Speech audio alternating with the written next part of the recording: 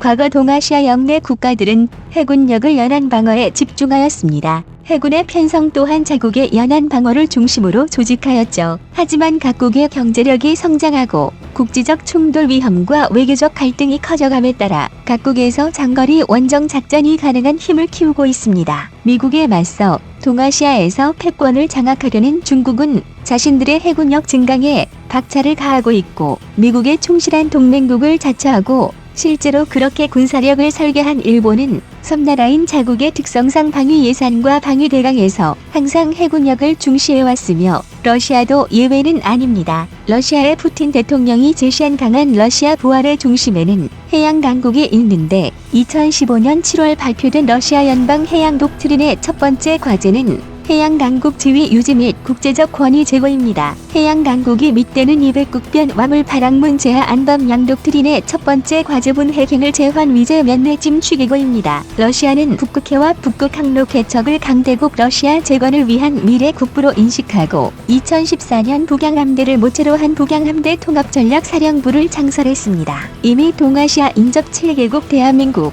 미국, 중국, 일본, 러시아, 북한, 대만이 운용하고 있는 잠수함 정적수는 전 세계 운용 중인 전체 전력의 50%를 넘습니다. 한국과 같이 면적이 넓지 않은 나라가 항공모함이 웬 말이냐라고 말한다면 이제는 그냥 우리 땅을 내어주자 라는 것과 마찬가지죠. 이처럼 주변국은 모두 강력한 해군력 건설과 연계하여 국가대 전략 차원에서 해양 강국을 추진하고 있고, 우리의 지정학적 위치와 전략 환경을 고려할 때 대해양기구는 더 이상 미룰 수 없는 국가적 과제입니다. 문재인 대통령은 2018년 10월 국제관함식과 9월 도산 안창호함 진수식, 2019년 3월 해사 73기 졸업식과 청해부대 해외 파병 10주년 행사에서 해양 강국과 대해양기군의 필요성에 대해 반복적으로 언급했습니다. 오늘날의 해군력은 최악의 안보 환경 속에서 발생 가능한 국가 생존 위협을 해결할 수 있어야 합니다. 주변 해양 강국의 위협으로부터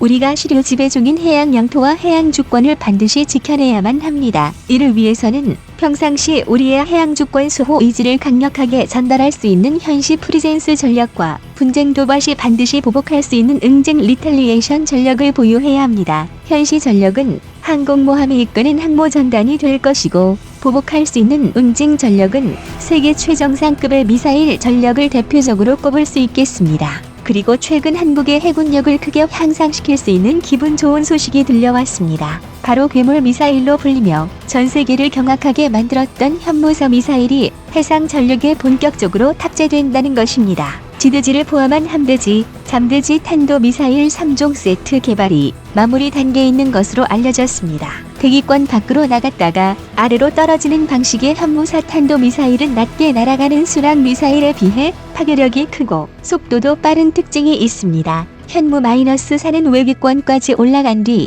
2톤의 탄두가 운동에너지를 이용해 마하 장론족 도전형 하승려로 혈례되었음. 이기된 파동 23일 서욱 국병관과는 이평만 의원 문동예 먹기 대전용해를 방문해 마하 10 이상의 속도로 하강하도록 설계되었습니다. 오는 23일 서욱 국방부 장관은 국방과학연구소 ADD 대전 본사를 방문해 탄도미사일 3종 개발 경과를 보고받는데요. 군은 2017년 한미 미사일 지침 개정으로 사거리와 탄도 중량 제한이 없어지면서 더 강력한 탄도미사일 개발에 나선 바 있습니다. ADD는 발사 지점에 따라 지상에서 발사하는 지대지 탄도미사일을 현무-4-1, 함정에서 발사하는 함대지 탄도미사일은 현무-4-2, 잠수함에서 발사하는 잠대지 탄도미사일 SLBM은 현무-4-4로 명명한 것으로 알려졌습니다.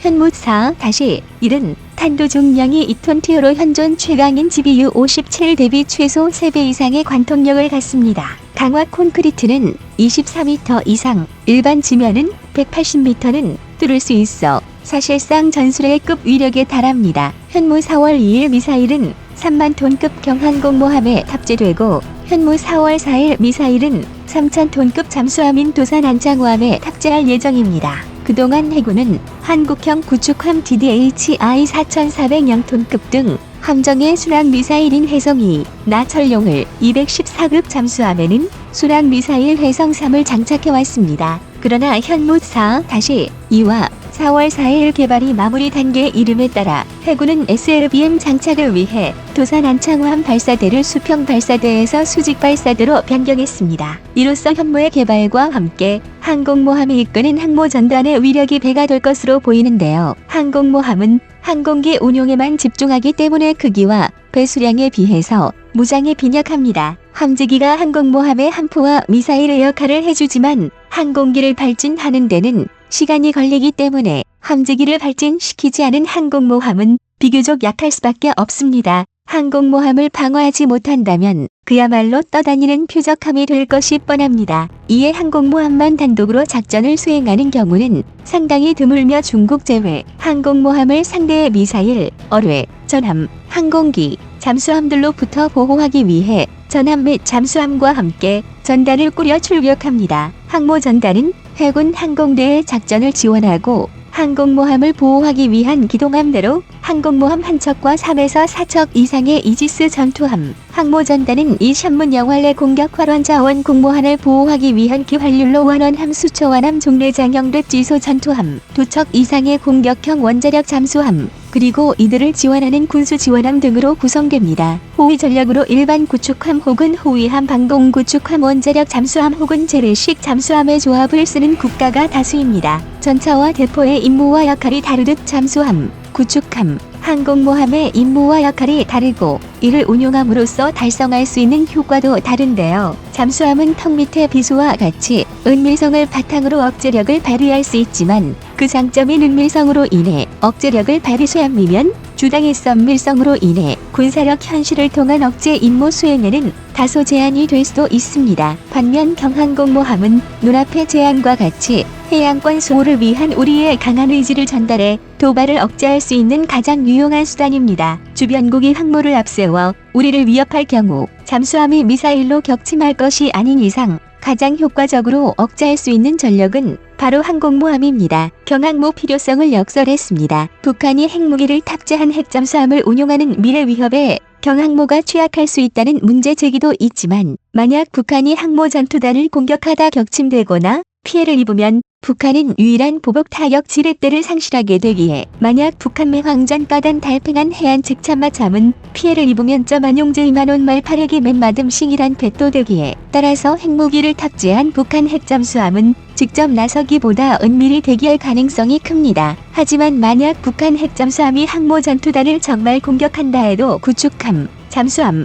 대잠 항공기 등 항모 전투단 호위 전력의 우수한 대잠 능력을 이용해 충분히 대응할 수 있습니다. 항모는 대잠 작전 응초엔 여교례의 지명의 보호를 받으면서 작전을 수행하니 피말자 및 적게 찾을 수 없도록 항모는 대잠 작전 능력이 우수한 호위 전력의 보호를 받으면서 작전을 수행합니다. 또한 적국의 잠수함이 쉽게 찾을 수 없도록 육상과 멀리 떨어져 작전하며 고속기동과 수시 작전 구역 변경 등을 실시해 북한 잠수함 공격을 회피, 거부할 수 있는 장점도 있습니다. 고가치 전력인 경항모는 적미사일 위협 등에 의한 최우선 표적이 될 수 있어 그동안 경항모의 가치와 효용성에 대한 의문이 제기되어 왔습니다. 그러나 이런 시각은 대공 미사일이 발달했으니 전투기가 비효율적이며 대전차 미사일이 나왔으니 전차가 불필요하다는 주장과 다를 바 없습니다. 그러나 영항모 운주공 영월 발달했다고 준명하는 이혼율적이며 경항모가 주요 표적이 될 수 있다고 우려하는 것은